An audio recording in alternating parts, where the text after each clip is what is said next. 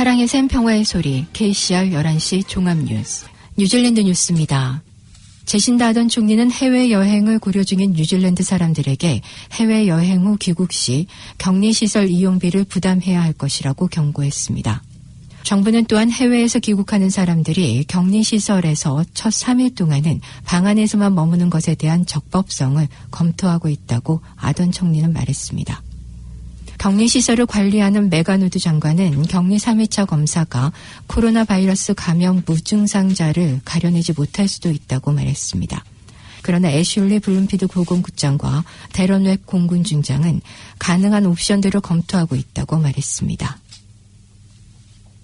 국민당 정부 시절 부총리를 역임한 폴라 베넷 의원이 정계 은퇴를 선언했습니다. 베넷 의원은 어제 가진 기자회견을 통해 지난 15년간의 정치 생활을 마치고 9월 총선에는 나서지 않겠다고 밝혔습니다. 빌 잉글리시 총리 정부에서 부총리를 지낸 베넷 의원은 지난 5월까지도 사이먼 브리지스 대표에 이어 국민당의 부대표로 있었습니다. 그러나 토드 말러 의원이 신임 당대표로 전격 등장하면서 부대표도 니키 카이 의원으로 교체됐으며 베넷 의원은 당 서열이 13위로 내려갔습니다. 그녀는 지난 2005년 국민당 비례대표로 처음 정계에 등장한 후 2008년 와이타케르 지역구에서 2선을 그리고 2014년부터는 어퍼 하버 지역구에서 2선을 내리 영입한 5선 의원입니다. 뉴질랜드 사람들은 7월부터 유럽으로 여행을 떠날 수 있습니다. 유럽연합 EU는 7월 1일부터 안전하다고 간주되는 14개 국가들로부터 입국을 허용한다고 밝혔습니다. 제신다 아던 총리는 꼭 필요한 여행이 아닌 경우 귀국할 때 검사 및 격리시설에서의 자비 부담을 강조하며 가급적 꼭 필요한 여행만을 하도록 경고했습니다. 14개 국가들에는 뉴질랜드를 비롯해 한국, 호주, 캐나다, 태국 등이 포함되어 있으며 중국과는 상호 방문 협정이 진행 중이어서 아직 자유여행 국가에는 포함되지 않고 있습니다. 국방부 모병 관계자는 군입대를 지원하는 신청자들의 수가 급격하게 늘어나고 있다고 밝혔습니다. 국방부는 지난 5월 한 달 동안 거의 1,000명에 이르는 지원자들의 신청이 접수됐으며 코비드19의 영향일지는 알 수 없지만 지난해 같은 달에 비해 20% 이상이 늘어났다고 모병 담당 장교는 전했습니다. 그는 접수된 신청자들이 모두 입대하게 된다면 금년 모병 인원을 모두 채우고도 남는다고 덧붙였습니다. 록다운으로 인한 뉴질랜드 주택시장의 재정적 영향과 부동산 가치 변동에 대한 자료가 발표됐습니다. 원루프와 벨로시티가 발표한 자료에 따르면 뉴질랜드 부동산 가치는 4주간의 국가적 록다운에도 불구하고 겨우 1% 하락에 그쳤습니다. 비록 록다운 시작 수개월 전의 수준으로 돌아간 정도이지만 상황은 많은 전문가들이 예견한 것보다 더 좋은 편입니다.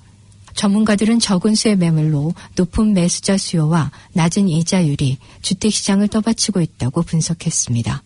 지난 3월 오클랜드 시티 주택 중간값은 103만 달러이고 지금은 102만 달러입니다. 해외 관광이 중단되면서 에어비앤비용 주택들이 임대시장으로 전환돼 시중에 나올 것으로 기대됐지만 아직까지는 그렇지 않은 것으로 보여지고 있습니다. 일부 에어비앤비 관리 매니저들은 해외에서의 여행자들이 들어오지 않으면서 비앤비용 주택들의 소유자들에게 임대주택으로 전환하도록 제안하기도 했습니다. 그러나 코오로직의 부동산 경제 전문가는 최근의 자료에서는 아직까지 그런 변화를 보이지 않고 있다고 전했습니다.